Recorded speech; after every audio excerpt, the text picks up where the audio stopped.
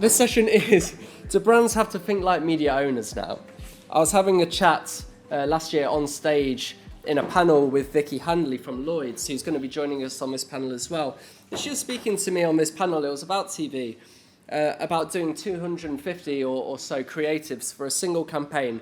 And it sparked an idea within us about how brands are having to create so much content now, but they're effectively becoming content creators in their own right. And so this is that panel that will play out in a slightly different format, and it will be chaired by our new content strategy director, James. So I'm really excited to welcome James and his panel to the stage. Please put your hands together.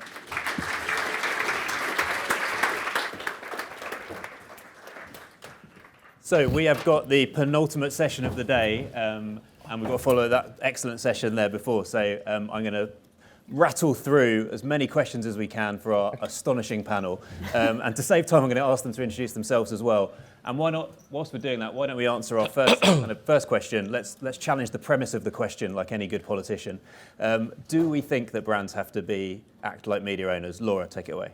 So, Laura Jordan Bambach, I am co-founder and chief creative officer at Uncharted, which is a new agency. We just turned one. And my answer to that is they should. They should, because it's a lot more exciting and you will get bigger bang for your buck. Totally agree. I'm Rob Hicks. I'm the CEO of CScreens. We're the UK's largest TV out-of-home broadcaster. So we're all about taking that linear experience, premium broadcast content out home in high dwell time environments. And yes, again, from my TV background, I think brands need to be entertaining now. They need to engage with their audiences, whether that's on social media, and they need to do it in the right way and in a controlled way. Hello, Handley from Lloyds Banking Group. So answer to my question is yes, but in partnership with media owners. You can't just do it as brands. And I think if we've been talking about cut through and stand out in an ever cluttered, regardless of whatever industry, if you're going to win, you need to do that, but also in partnership with media owners. Hi, I'm David Pullan, Managing Director at People's Postcode Lottery.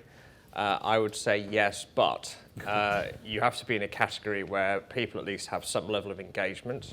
Nobody really needs to know content from dishwasher tablets, as an example. I think you need to have a clearly defined community, and if you don't know who your customer is, throwing content out onto YouTube will appeal to absolutely nobody. And your brand needs to have a point of view. Otherwise, what are you going to say? It's just going to be splatter and see what sticks. Perfect. Okay, so let's talk about if brands are going to behave like media owners. What are we emulating? What are the unique qualities that media owners have that brands should be emulating? Is it about the relationship with the audience, understanding, content in context? What's there? Laura, why don't you start for us? I mean, I think you had a really good point about community.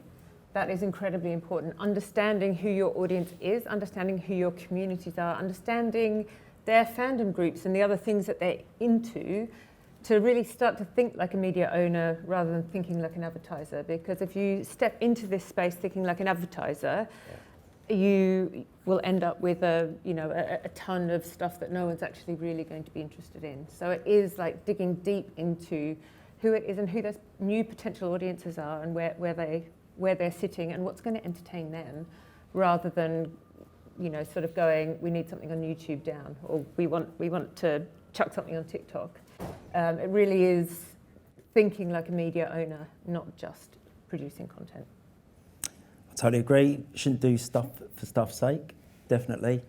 And come back to your point earlier, James, content and context. It's one thing we were all always brought up with from a broadcast medium background is that, and again, someone mentioned it, understand your audiences on the different media channels that they're on. Yeah, it's fine if you're sitting there for watching hours worth of the Euros in front of one of our big screens in Hyde Park or King's Cross, wherever it may be. And it's fine running a 30 or 60 second ad, but then just don't take the same thing and just slap it on loads of other different media channels, because we all know attention spans are different. Mm-hmm. It differs again by the device that you're on as well, not just the social channel that you're on as well. So I think, yeah, brands need to go out into this space, but stop doing it for the sake of doing it. And come back to your point, David, some sectors, and I think you'll agree with me as well, if you're in finance, you need to talk to different demographics in different ways. Long gone days of having that lovely black horse run across the beach where everyone knew what it stood for. I think to your point, that's exactly what we used to do. Beautiful black horse ad, cut it down, put it out on every single channel. You can't do that now, especially in financial services. You've got the rise of the fintechs. You've got the young audience coming up who have never seen a horse ad because they never watch TV. So like last year was a key focus for us was how do we talk to younger? So they're not going to listen to a very old traditional brand.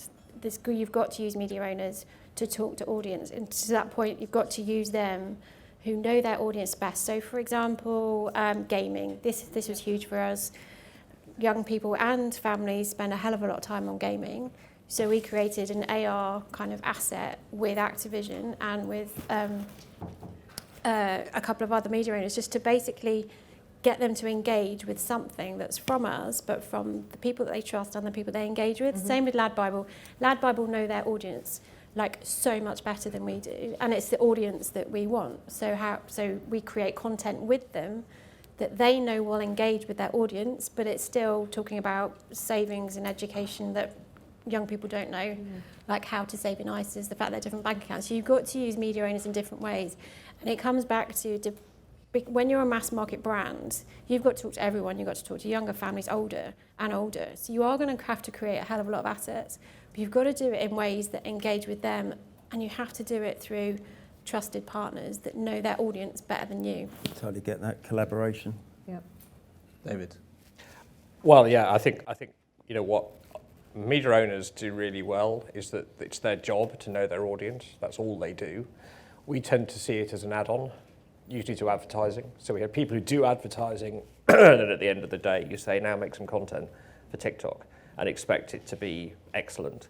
You know, whereas I worked in magazine publishing for years, and you know, our journalists lived the audience. They were the audience. They went to all the same places as them. They understood them intimately, and then they understood what their expectations were on different platforms, whether it was online or in print. I think you can't see it as a side of the desk job, and too many of us do in marketing because it's the new thing that's been added to the mix. So somebody gets it as a side of the desk job, and that is doomed to failure. Yeah. And so, and Rob, then, if all brands are going to act like media owners, and we've talked, Victoria's had some good examples there from Lad Bible, but as a media owner yourself, how do you work with brands that are acting like media owners? Oh, God, really good question. I think in the sports sector, again, it comes down to categories. Like Dave was saying, in the sports sector, it's a lot easier for us to work with those brands. So if they want more airtime, if they want to do branded content, for want of a better word, or product placement, as a media owner for us, it's a lot easier to be able to engage them. We're not. It's sport, isn't it? It's not banking. Just see what I mean. And that's what I was going to come on to. That's what I was going to come on to, is the fact that there are certain categories where you can flex and do that. I think there are certain other categories whereby, like you said, you're talking to audiences in different ways. We're working with Lad Bible, we're working with TikTok. They're masters of their art. They can produce content on the fly, and a hell of a lot of it. And therefore, ergo, as a media owner, for me, we don't have to invest in that. Unlike ITV that spend billions on commissioning a one programme like a Love Island and then hang their hat on it, at least we can be fleet of foot, very adaptive, can change the content to reflect the audience at that time of day, wherever they are, whether you're shopping in Lakeside and it's fashion and beauty you want around TikTok, through to, again, putting live gaming up on one of our big screens and getting some of the young kids to actually play FIFA live on those screens. So it's a bit different. I'll take it for granted that as a media owner and having the flex and not being bound to a TV schedule where there's an hour wheel and you have to have 3 ad breaks that are 4.5 minutes, those days are gone. Yeah. And so in terms of that kind of fleet of footness and, is that a thing? Pivot. Speed. Yeah. In terms of speed and the creative risks that you have to take as a media owner to really engage with an audience as well. You know, you guys work in regulated environments, that can make marketing really challenging and creating content really challenging. How do you tackle that?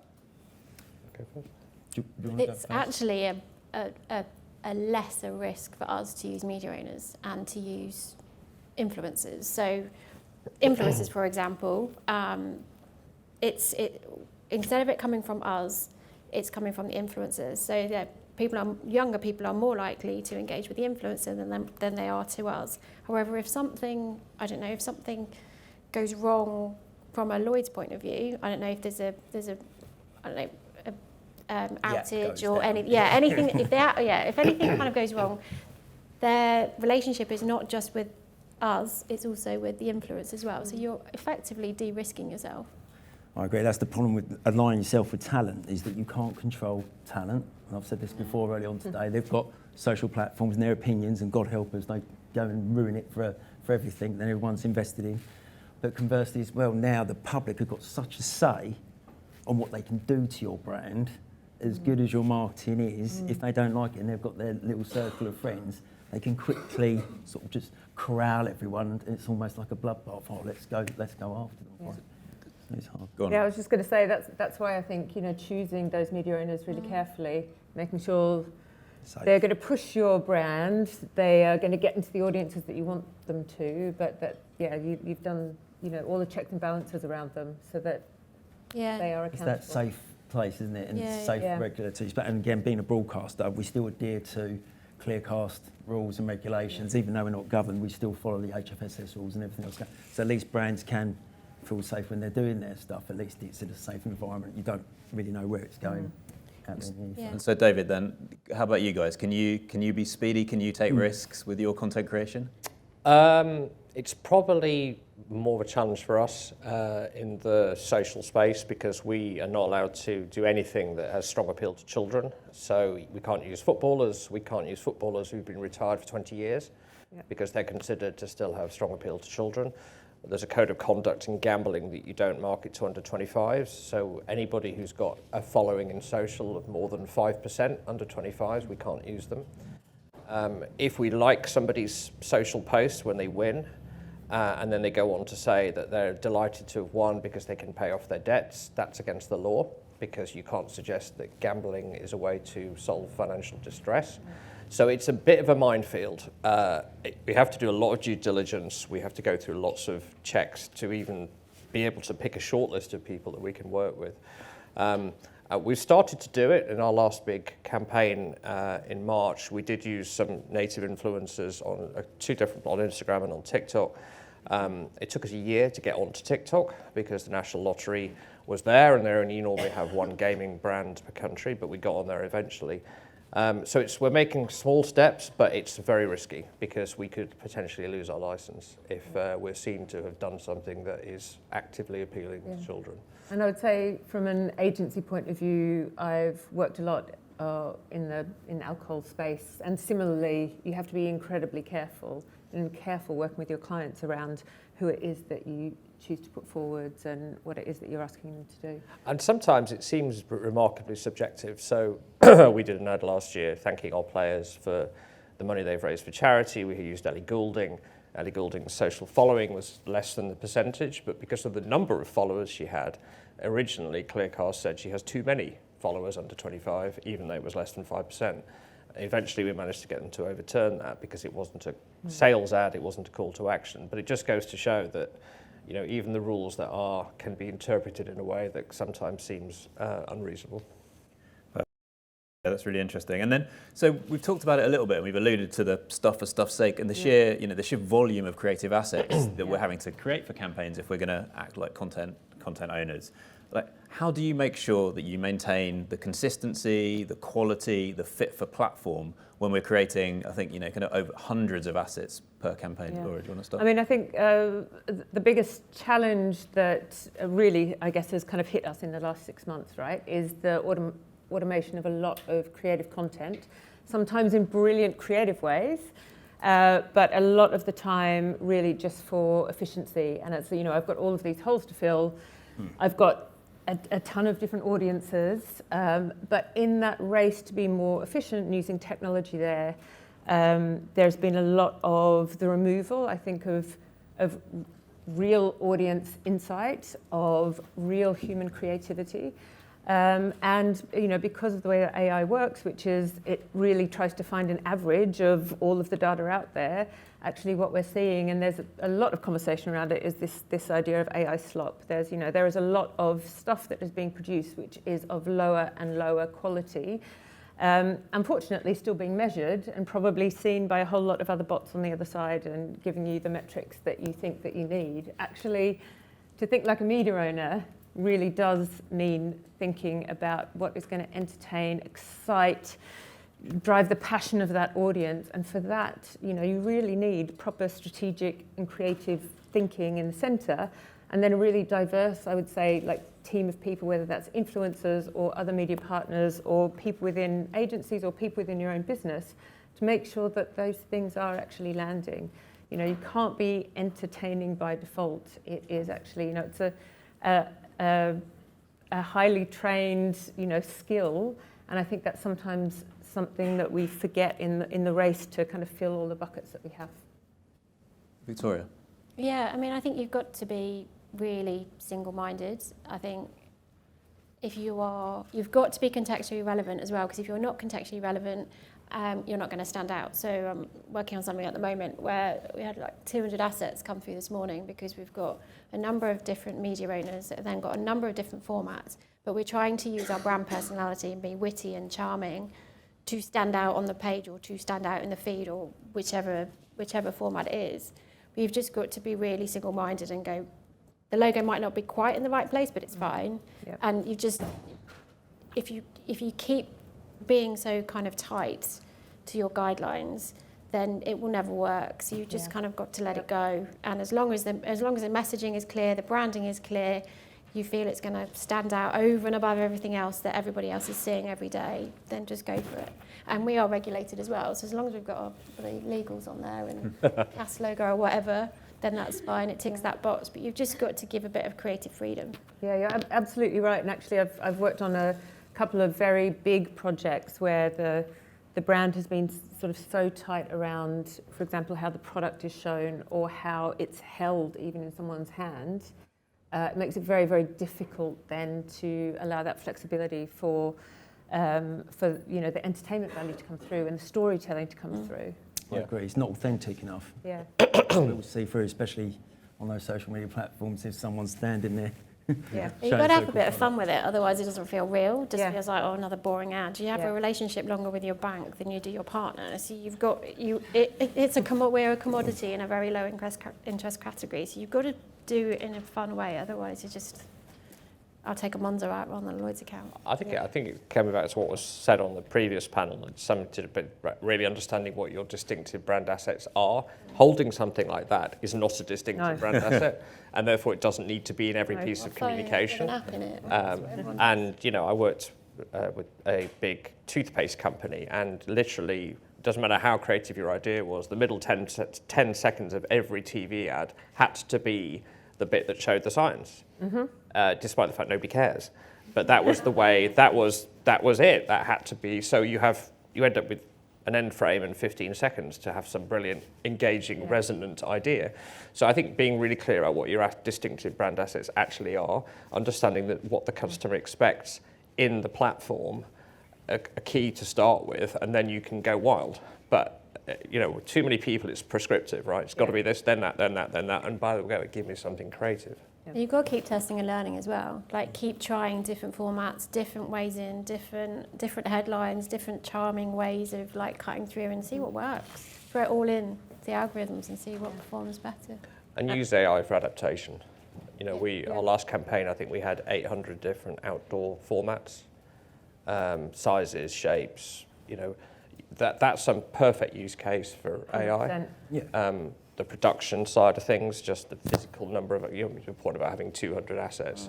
That's where we can start to use it, but keep it clear and don't let it start to spread into the idea end, because otherwise it'll just be wallpaper.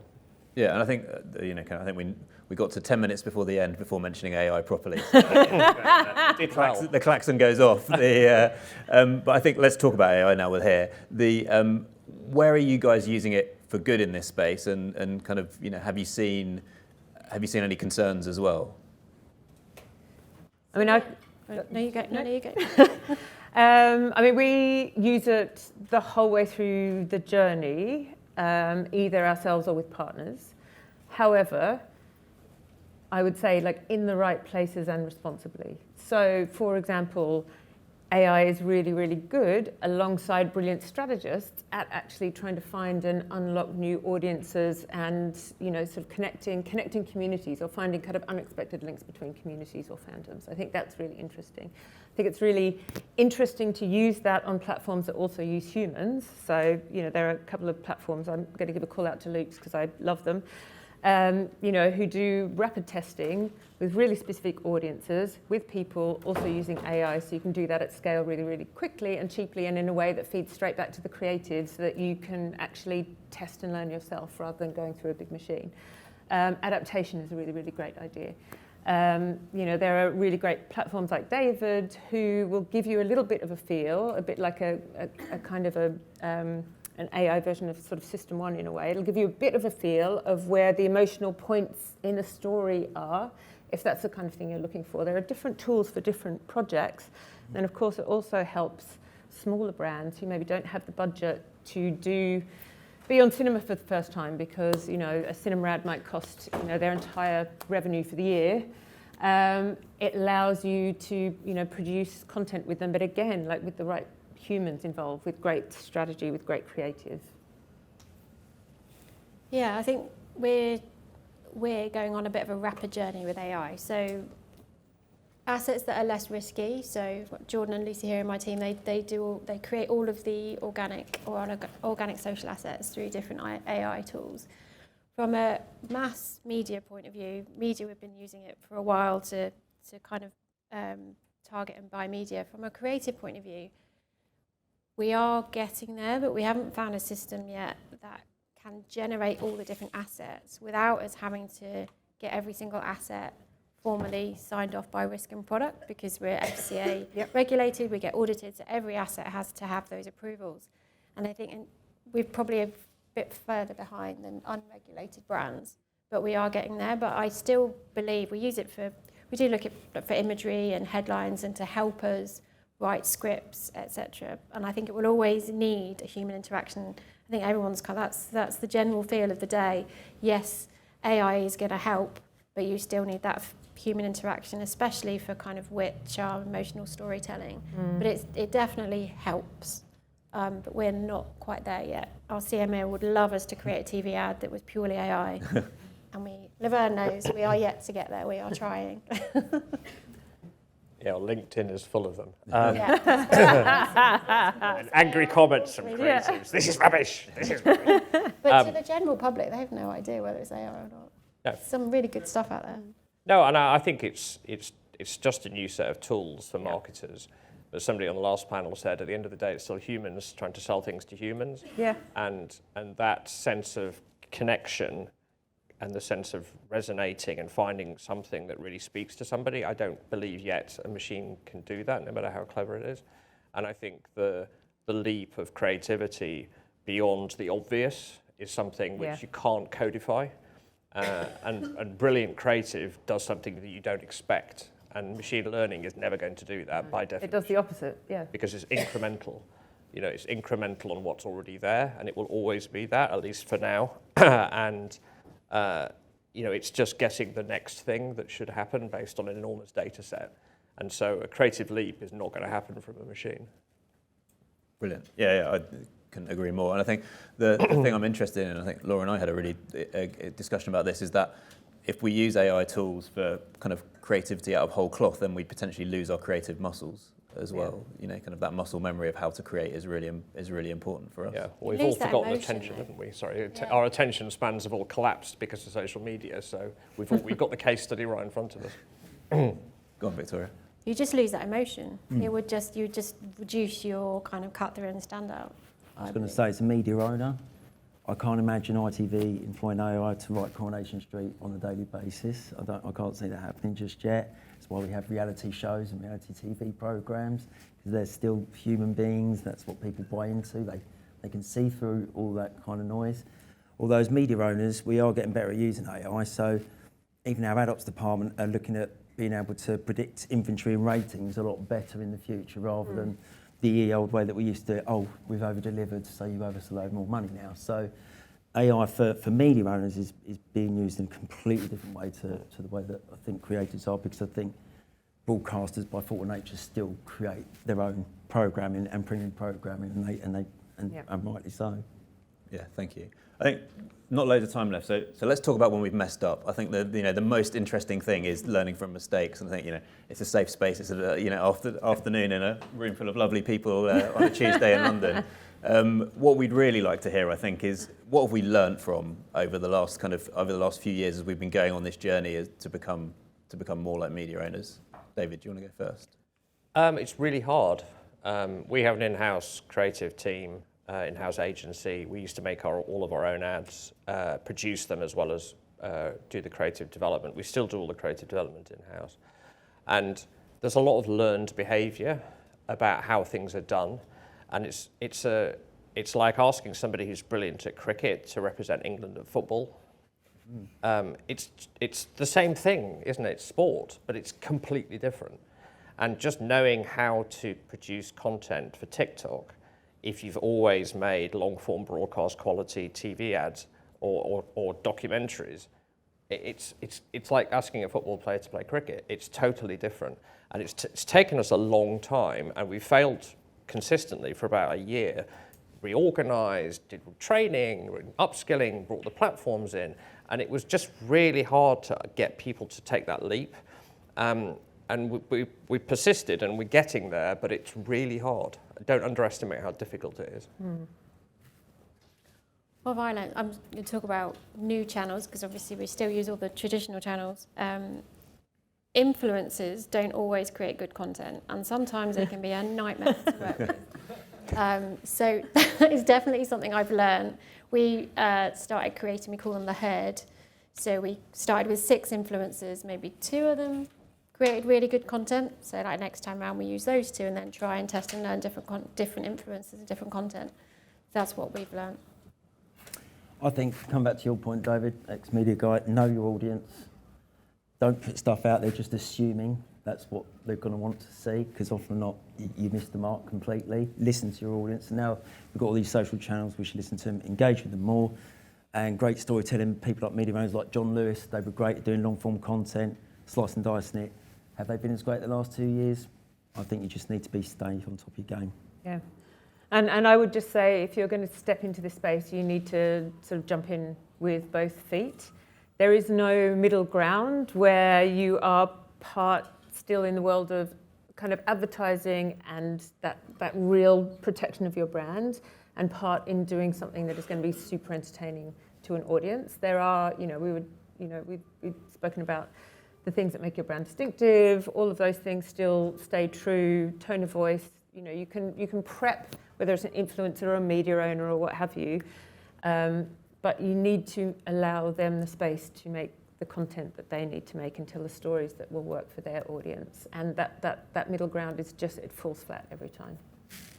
That's brilliant. I think we've got a couple of seconds left, so you guys have given us a really good couple of tips on what people can do if they want to move into this space. David and Victoria, what would your one or 2 pieces of advice for brands that are looking to do this do?